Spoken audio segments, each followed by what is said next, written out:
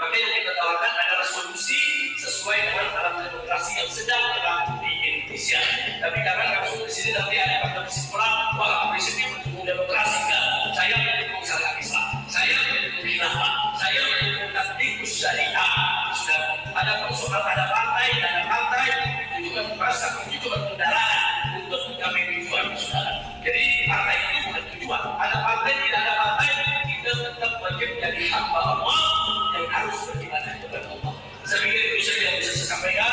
Mudah-mudahan Pak Agung kita semua, mohon maaf kalau penyampaiannya walaupun mungkin, dan mudah-mudahan dia itu bisa dipahami dan bisa dijadikan sebagai masukan. Terima kasih.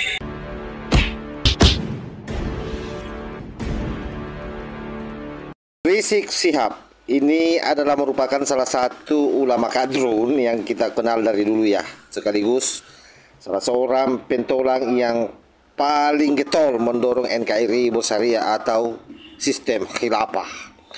Dan kali ini ada video beredar kembali, yang ini saya kira video yang kurang lebih 1 tahun yang lalu ya, kejadiannya di Bandung. Kembali dia menyerukan sistem khilafah atau NKRI bersyariah. Ini sangat berbahaya bagi kebangsaan kita, sahabat. Oleh karena itu sangat wajar kalau kemudian mendapat reaksi dari anak bangsa. Salah satunya ini datang dari Wong Banyumas. Beliau dengan lantang menyerukan kepada pemerintah untuk segera bertindak bagaimana supaya Rizik Syihab ini dilarang mengisi panggung-panggung ceramah karena sangat membahayakan bagi generasi kita dan membahayakan bagi kebinekaan dan persatuan bangsa Indonesia. Kira-kira seperti itulah narasi yang hari ini lagi viral di media sosial. Nah, seperti apa Wong Banyumas ini menampol Rizik Syihab? Ini videonya. Dalam ceramahnya itu tadi sangat jelas, sangat tegas bahwa Rizik Syihab bukan pendukung demokrasi yang berlaku di Indonesia hari ini, atau Rizik Syihab adalah penentang demokrasi yang berlaku di Indonesia saat ini. Dia tidak mendukung sistem negara demokrasi kita. Tetapi bahwa Rizik Syihab adalah pendukung NKRI bersyariah, Rizik Syihab pendukung khilafah. Alasan ini menurut saya apakah tidak cukup bagi negara? Apakah kurang bukti bagi negara untuk melarang? Sekali lagi, untuk melarang Rizik Syihab menyampaikan ceramah materi apapun di atas tanah Pancasila ini, di atas bumi Nusantara ini yang punya Pancasila, yang punya Undang-Undang Dasar 45, yang punya Bhinneka Tunggal Ika. Apakah deklarasi Rizik Syihab yang menyatakan tidak mendukung demokrasi, yang menyatakan dukungannya terhadap NKRI bersyariah, terhadap khilafah, apakah hal itu tidak cukup bukti, tidak bisa dijadikan argumen untuk melarangnya tampil naik di atas panggung dimanapun berada, untuk tidak berceramah baik di media sosial, di online maupun di offline, di ruang-ruang dimanapun juga di atas tanah Pancasila ini? Sudah jelas bahwa dia punya cita-cita ini mendirikan negara yang bertentangan dengan sistem dan prinsip-prinsip kita dalam bernegara, dalam berdemokrasi hari ini. Sudah terbukti, sudah jelas bahwa dia memiliki cita-cita ingin merungkatkan, melawan demokrasi pemerintahan kita hari ini, ingin khilafah. Mengapa sebuah cita-cita yang ingin merusak, yang melawan terhadap sistem negara hari ini dibiarkan? Apakah ingin bahwa cita-cita ini kemudian diikuti oleh semakin banyak orang yang termakan oleh hasutan dan provokasinya Rizik Syihab? Artinya apa?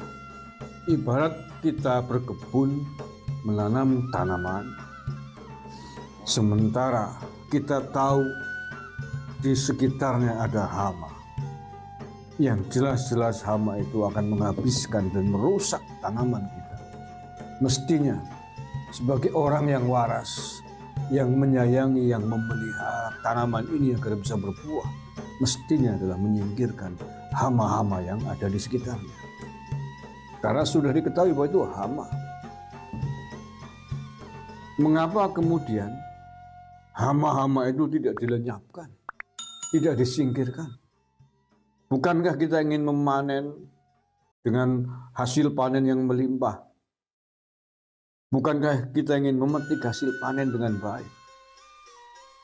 1000 kata kita berceramah, berkampanye, mari kita pupuk tanaman kita dengan pupuk yang berkualitas bagus. Mari kita jaga keselamatan tanaman kita dengan baik. Jangan sampai kena hama. Tapi ketika ada hama di sekitarnya dan semua orang tahu itu hama, kemudian dibiarkan, lalu apa gunanya? Apa manfaatnya kita membanggakan tanaman kita kepada orang lain, kepada dunia luar? Apa gunanya kita berkampanye, mari kita tanam tanaman di sekitar rumah kita, kita pupuk, kita sirami dengan baik? Apa gunanya? Kalau kemudian hama yang sudah jelas-jelas terlihat di sekitar kita dibiarkan berkeliaran. Atau contoh lain, kita beternak kambing di sebuah kandang besar di tanah lapang. Kambing itu dilepaskan tanpa ada pagar, dipelihara secara liar di dalam sebuah kawasan lapang tanpa ada pagar satupun. Dan kita tahu bahwa di sekitar tanah lapang ini, yang rimbun ini, ada kawanan harimau, ada kawanan serigala. Yang semua orang tahu, orang yang waras tahu bahwa harimau, serigala sangat berbahaya bagi eksistensi para kambing-kambing ini. Kemudian kita berkampanye kepada seluruh warga masyarakat, berkampanye kepada negara tetangga kita. Mari kita pelihara, kita jaga kambing-kambing kita dengan baik. Kita pelihara, kita kasih makan yang baik, yang bergizi. Kita jaga kambing-kambing kita agar tumbuh subur, agar beranak pinak.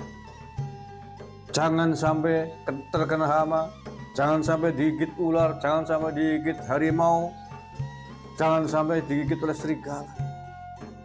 Dan segala macam kampanye untuk merawat kehidupan kambing-kambing ini dengan baik agar tercipta kehidupan yang harmonis, yang kondusif.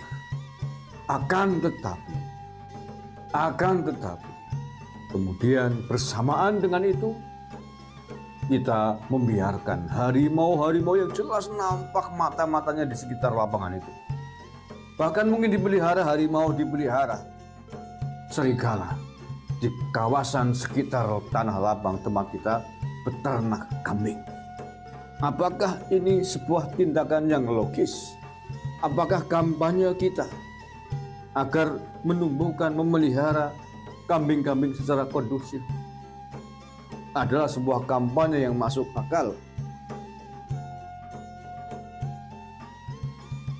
Kalau kampanye itu kita lakukan dan saat bersamaan kita juga menjaga kambing ini tidak diterkam oleh harimau dengan menghalau sejauh-jauhnya harimau-harimau dan serigala ini agar tidak menyentuh kambing kita ini, dijaga betul kambing kita ini, tidak dibiarkan seekor harimau pun, seekor serigala pun hidup di tanah lapang kita.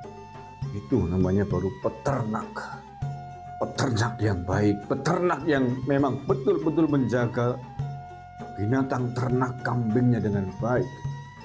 Assalamualaikum warahmatullahi wabarakatuh. Saya kira jelas sahabat ya, apa yang disampaikan oleh YouTuber KBN Nusantara, dalam hal ini Kang Agus Marli Banyumas, sangat kontekstual, bahwa jangan sampai kemudian kita ini berupaya terus merawat kebinekaan, merawat kebangsaan kita. Tetapi di sisi lain ada yang sengaja membuat kegaduhan di negara kita. Apalagi kalau sudah bicara dasar negara yang diobo-obo. Ini kan sebenarnya adalah merupakan bugot terhadap negara kita secara tidak langsung. Karena itu wajar saja kalau kemudian masyarakat menilai bahwa Rizik Syihab ini adalah merupakan tokoh yang senantiasa membuat bangsa ini terpecah belah. Kenapa? Karena diakui atau tidak, Indonesia ini adalah negara yang berdasarkan Pancasila, yang saya kira itu sudah final dan tidak bisa lagi diotak-atik.